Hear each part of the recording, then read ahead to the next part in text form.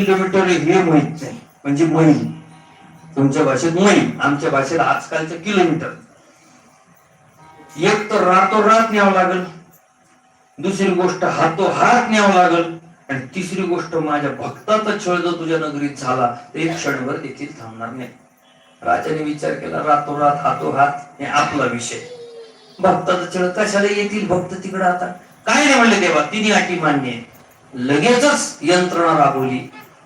राजे साहेबांनी थेट अनागोंदीपर्यंत माणसं उभे केली आणि हातोहात आणि रातोरात पांडुरंगाला अनागोंदीला नेलं. प्राणप्रतिष्ठा केली, सगळे उपचार सुरू झाले. 56 भोगाचा रोज नैवेद्य हो. साधन नाही, लक्षात ठेवा. देवाचं वर्णन काकडा आरतीपासून ते शेजारतीपर्यंत सगळे उपचार पुजारी करू लागले. राजाला आनंद वाटला, माझ्या इतका मोठा राजा कोणी. पण गर्वाचं घर खाली असतं, लक्षात ठेवा. इकडं आषाढी वारी भरली, देवच देवळात नाही. सगळ्या संतांची तत्कालीन बैठक झाली. म्हणले देव कुठे गेले? सांगितलं काय ते म्हणले योगायोग. त्या राजाला काय प्रेमात पडावं पांडुरंगाच्या, आणि पांडुरंगाला घेऊन काय जाऊ. पांडुरंग पण लगे मोकळा, लगेच गेला. म्हणले असा कसा देव का आपला.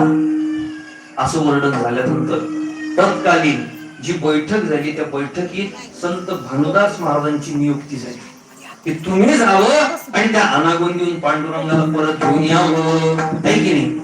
भानुदास महाराज कळायला कानात शब्द पडले, निघाले लगेच. विठ्ठल विठ्ठल विठ्ठल विठ्ठल करत भजन. एकटेच, सोबत नाही कुणी, ड्रायव्हर नाही, सेवेकरी नाही, चौकदार नाही, टाळकरी नाही, कुणी नाही. स्वतः एकटे निघाले. आणि निघाल्यानंतर महाराज दररोज दर मुक्काम करत करत भाद्रपद शुद्ध एकादशी पर्यंत पोहोचले. 2 महिने श्रावण आणि भाद्रपदात गेले.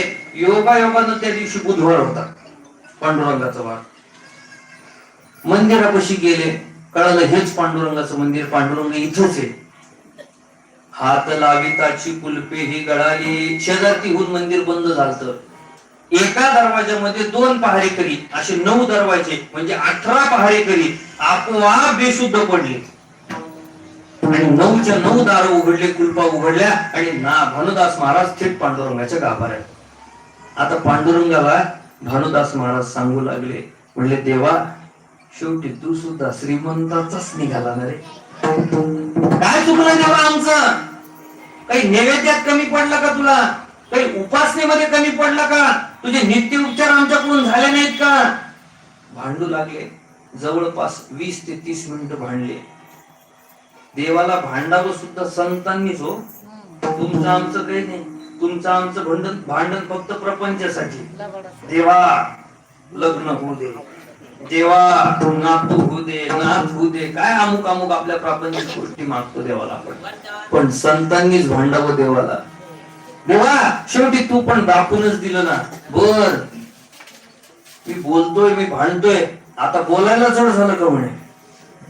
देव 1 नाही 2 नाही शांत बसले, ऐकून घेतलं सगळं भानुदास महाराजांचं. आणि नंतर म्हणले नको बोलू बाबा, राहू दे.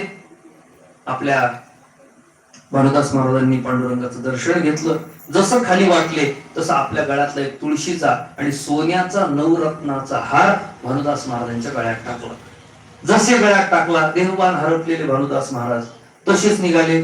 चला हार तर आहे तुळशीचा, एवढं पाहिलं आणि बाहेर निघाले. परत पहारेकरी जागृत झाले, सगळं झालं. पंचउषक खाली 5 वाजले, काकडा आरतीची वेळ झाली. सुरू झालं गरुडाचे पायी ठेवी वेळोवेळा डोही. इकडं काकडा सुरू झाला. पुजारी एक एक एक हार काढू लागले. लक्षात आलं सोन्याचा 9 रत्नाचा हार चोरीला गेला पांडुरंगाचा. आता काय करायचं? लगे राजापर्यंत बातमी, राजेसाहेब हार चोरीला गेला, चोर नगरीतच असेल, बघा पटकन. शिपाई निघाल्यानंतर पाहिलं योगायोगानं सूर्योदय झाला.